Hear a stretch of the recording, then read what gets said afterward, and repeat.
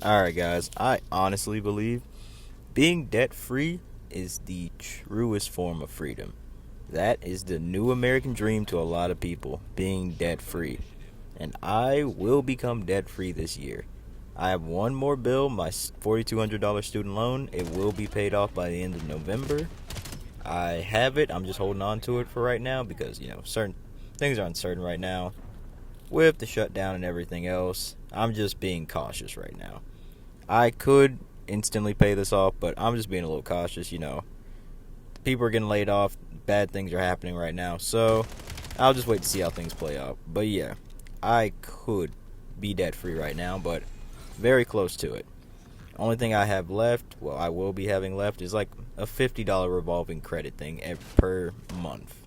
So around $600 a year because, well, I just need to keep my credit cards active. As you guys know, if one falls off, you technically have a ding on your credit history. I don't like the credit industry. I don't like how it sort of has you in a chokehold and you need to keep them going. But hey, it is what it is. I don't have any more major loans. I don't even know about a house loan at this point, but still. I'm debt free. I want to continue to be debt free. Now then, sort of my debt journey, I guess you want to say. Obviously, at 18, like most people, I went to college. Sort of a D2 semi-smaller-ish school, and that still cost me 15 grand a year. No, this was not some private school. It was a public school. It wasn't a state one, but it was a public school, D2, not that very big. Still cost me 15 grand because I lived on campus and I had a food plan. The next major thing, like most people was my car. I paid around 14 grand for a car that was probably only worth about 11 at the time because I bought it in 2021 right after COVID prices, and used car prices are still high. Like, they're going crazy right now. I'm so glad I didn't wait like I thought I was going to at that point because used car prices are still just completely out of the ordinary. They're just out of the ass right now. Then after that, well, honestly before that, just mixed in my credit card debts. I think all in all I maybe had around 6K or so credit card debt. Usually I would build it up and I'd pay it off, but when I got laid off from my sales job, I was sort of living off of credit cards for a little bit.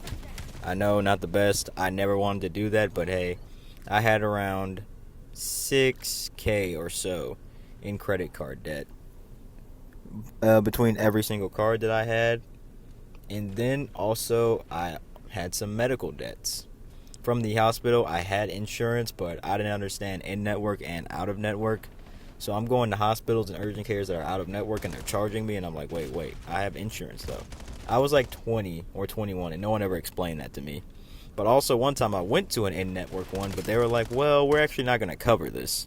So I still had to pay for that out of pocket. And with all those medical debts and bills, that was probably like another 5 to 6K that I eventually got all paid down. All in all, maybe in total, my debts were roughly around 4K, 35,000 to 40K. Right around in that area. And it took me basically 7 years, almost 8 years, because I'm going to be 26 in a few weeks. So around 7, closer to 8 years to pay off all of this debt. How did I do it? And I've never made more than like $60,000 a year. Right now I think I'm at like 55. And I live good because, low expenses, and I keep most of my money. So most of the time I just gotta have a budget. Literally, I just make a spreadsheet and it shows me how much money I have coming in versus how much money I have going out. I usually have around, and I have a savings rate built into it, and I usually have like $500 to $1,000 left over at the end of every month. Since I have that left over at the end of every month, I just choose one bill that I'm gonna pay and pay, or one loan or whatever I'm gonna pay down hard. At first, it was my car note. Well, at first it was my credit cards, because those had stupidly high interest rate, and I do the debt snowball. I don't do the interest rate runs. I just do the debt snowballs first, and those were the lowest, so I was paying those off first, and I was aggressively focusing on them. Got rid of those. Then I started paying off my car because, it was sort of lower than my student loans were at the time, because I was aggressively paying that off too. Boom, got my car off. Then the medical debts, those didn't I didn't focus on those. I was just doing the minimum payments because, they had no interest rate on them, and I was just slowly but surely paying those off. And those finally got paid off last year. Then for my student loans, I've just been saving it up, and since I went back to school because the company I'm with is going to pay back my student loans, I was just using my Pell Grant. Now that I have my Pell Grant, I'm using the Pell Grant to pay off my other loan. So I don't even get it, but hey, it's helping me out, so I don't mind.